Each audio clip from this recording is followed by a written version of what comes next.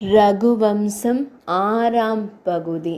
திலீப மன்னனிடம் வசிஷ்ட முனிவர் அவன் மன வருத்தம் தீர வழி கூறி உரையாடி கொண்டிருக்கும் போதே நந்தினி பசு உள்ளே நுழைந்தது.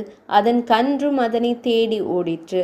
பசுவும் கன்றும் இணைந்து காண்பது நல்ல சகுனம் என்பதால் மிக முக்கியமான பிரச்சனை குறித்து அவர்கள் உரையாடி கொண்டிருக்கும் போது நல்ல சகுனமாக அவை வந்ததால் திலீப மன்னனும் வசிஷ்ட முனிவரும் மகிழ்ந்தார்கள். வசிஷ்ட முனிவர் கூறினார், மன்னவா, இந்த புனிதமான பசுவினை குறித்து உரையாடி கொண்டு இருக்கும் போதே அது வந்து விட்டதை காண்பாய். இது உன் விருப்பமெல்லாம் நிறைவேறும் மிக மிக நல்ல சகுனமாகும். உன் விருப்பம் நிறைவேறும் தருணம் சமீபத்திற்கு வந்துவிட்டது. உனக்கு ஒரு விஷயம் உரைப்பேன். சதா காலமும் இறைவனை தேடுபவன் அவனை அடைவான். தொடர்ந்து கல்வி பயின்று கொண்டே இருப்பவன் நல்ல தெளிவினை அடைவான். அப்படி இந்த பசுவினை விடாமல் பிடித்து கொண்டால், அதை நன்றாக கவனித்து கொண்டால், நீ உன் துன்பமெல்லாம் நீங்க கடவாய். அதோடு பிரியாமல் இரு. காட்டில் அதனை கண் போல் காத்து வா. நீயும் காய், கனி, கிழங்கு வகைகள் என காட்டில் கிடைப்பதை உட்கொண்டு அதனோடே இருப்பாய். நீ அது நடக்கும்போது நடப்பாய். நின்றால் நீயும் நின்று கொள். அது படுத்தால் நீயும் படுத்துக்கொள். அது நீர் அருந்தினால் நீயும் நீர் அருந்துவாய். சுருக்கமாக, அதன் நிழல் என்னவெல்லாம் செய்யுமோ அதை நீயும் நிழலாக இருந்து செய்து வா. உன் மனைவி சாஸ்திர விதிப்படி காலையில் இப்பசுவினை பூஜித்து வழிபட்டு நமஸ்கரித்து மலர்களிட்டு வணங்கி அது மேய செல்லும் கானகத்திற்கு செல்லும்படி இந்த தபோவன எல்லை வரை வந்து வழி அனுப்பட்டும். மாலை அதே எல்லையில் ஆரத்தியுடன் காத்திருக்கட்டும். இதை நீயும் உன் மனைவியும் முறையாக செய்து வர உன் மன வருத்தம் தீரும். உன் தந்தை நல்ல மகனை அடைந்து எல்லா தந்தையர்களிலும் முதல்வனாக இருந்தது போல நீயும் நல்ல மகனை அடைந்து அவனால் பெரும் புகழை அடைவாய் என உன்னை ஆசீர்வதிக்கின்றேன். அது ஹோமகுண்டத்தின் அருகிலிருந்து குருவாகிய வசிஷ்ட முனிவர் மிக சரியான புண்ணிய காலத்தில் கூறிய மொழிகள் என்பதால் திலீபன் மிகுந்த மகிழ்ச்சி கொண்டான். அவனின் மகிழ்ச்சியில் அவன் மனைவியும் பங்கெடுத்து முனிவர் சொற்களை ஏற்றுக்கொண்டாள். உண்மையும் அன்பும் கருணையும் இனிய மொழியும் கொண்டவரான வசிஷ்ட முனிவர் அவர்களை கருணையுடன் நோக்கினார். அவர்களுக்கு அடுத்த காலையில் இருந்து நந்தினியினை வணங்கி உடனிருந்து பணி செய்யும் காரியம் இருப்பதால் அவன் பயண களைப்பறிந்து ஓய்வெடுக்க கூறினான். திலீப மன்னன் விரதங்களை மேற்கொள்ள வேண்டும் என்பதால் அவனுக்கு தவ வலிமையும் தான் கொடுக்கும் அருள் வலிமையும் கூடுதல் வேண்டி தர்பையிலான பாயினை அவனுக்கு கொடுத்தார்.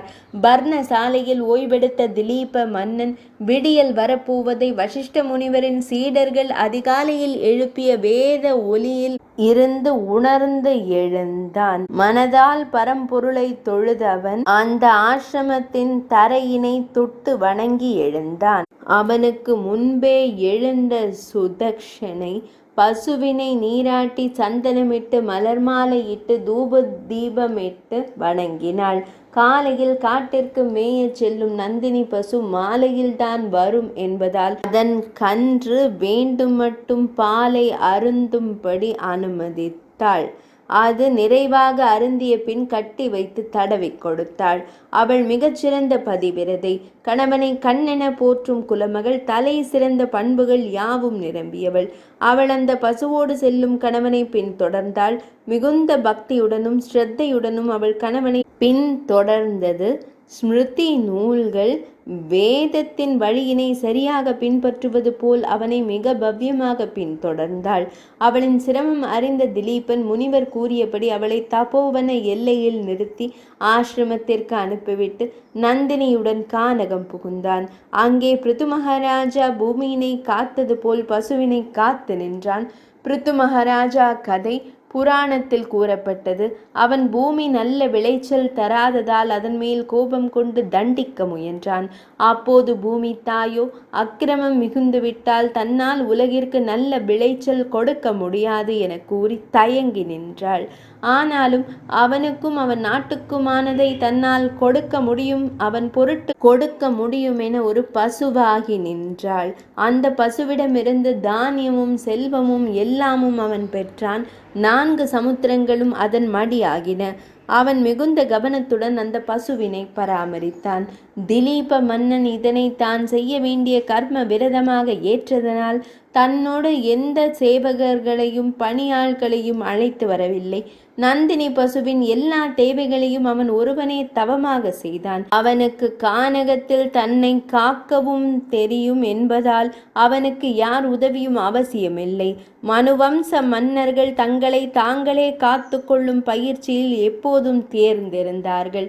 அவன் நந்தினி பசுவினை மிக மிக நன்றாக கவனித்தான். இளம் புல்லை தேடி சென்று பறித்து கொடுத்தான். அதன் உடலில் தினவெடுக்கும் இடங்களை உணர்ந்து அதை லேசாக சொரிந்து கொடுத்தான். காட்டு ஈக்கள் அதன் மேல் அமர முடியாதபடி யானையின் காதுகள் ஆடுவதைப் போல காட்டு புற்களால் விசிறி செய்து நந்தினி மேல் வீசிக்கொண்டிருந்தான். அதனை அவன் எங்கும் இழுத்து செல்லவில்லை. அதன் முன் செல்லவும் இல்லை. அது செல்ல விரும்பும் இடமெல்லாம் பின்தொடர்ந்து சென்று காவலாய் பின்தொடர்ந்தான்.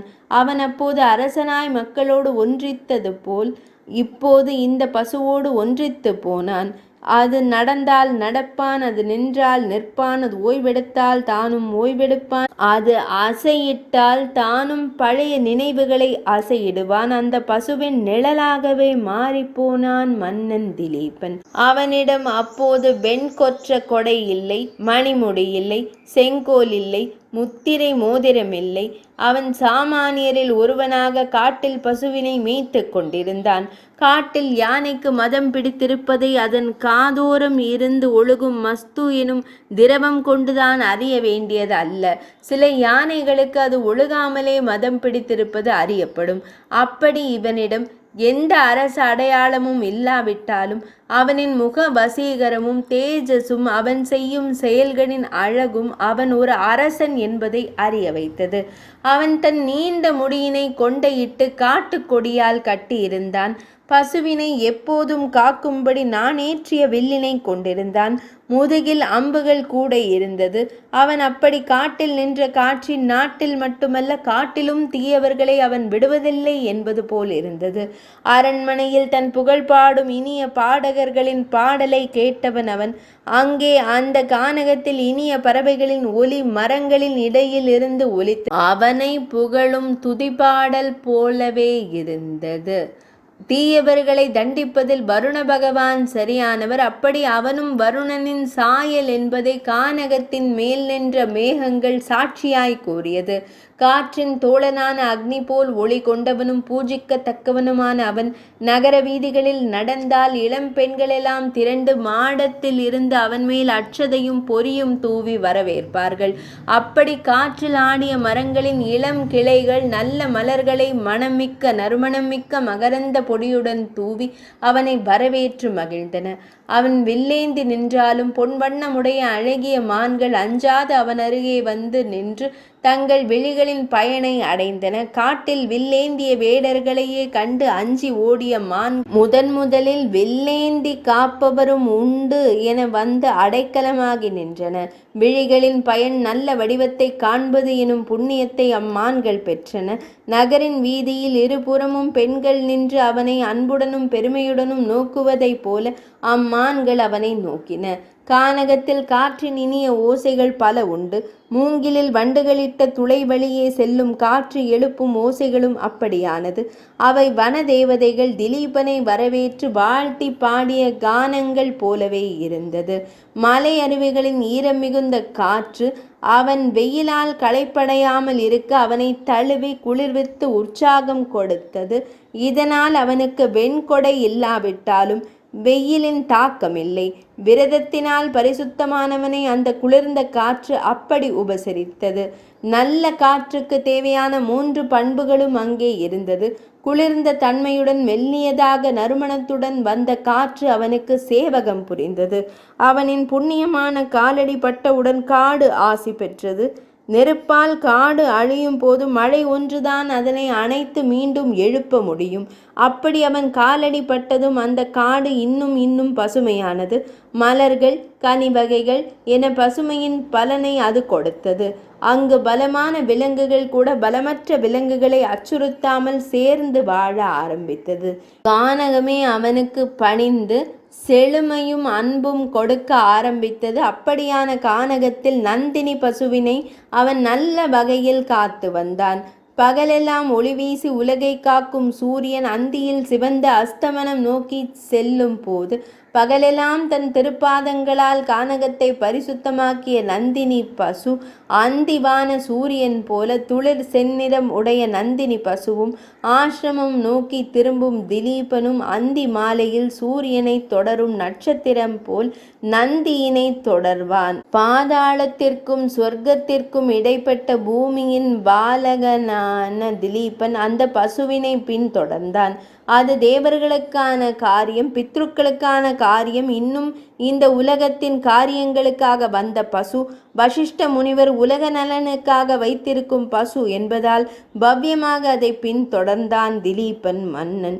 தன்னலமற்ற தாயின் பின் அவளை போன்ற மனமுடைய குழந்தை பின்தொடர்ந்து செல்வது போல் சென்றான். இரவு பொழுது தொடங்கியதும் அதுவரை குட்டைகளிலும் புதர்களிலும் மறைந்திருந்த கரிய காட்டு பன்றிகள் மெல்ல மேலெழுந்து வந்தன. மயில்கள் மரக்கிளை நோக்கி சென்றன. மான்கள் புல்வெளியில் அப்படியே படுத்து கொண்டன. அந்த காடு கருமையினை போர்த்தி கொள்ள துவங்கிற்று. நந்தினி மெல்ல நடக்க திலீப மன்னனும் மெல்ல நடந்தான். அது நிலவினை தொடரும் மேகத்தின் காட்சி போல் இருந்தது. நந்தினியின் மடி நிரம்பி பால் கனத்து போனதால் அதன் நடை மெதுவானது. அது கண்டு மனதின் பாரம் அதிகரித்ததால் திலீபனின் நடையும் மெதுவாகி போனது. 6ஆம் பகுதி இனிதே நிறைவடைந்தது.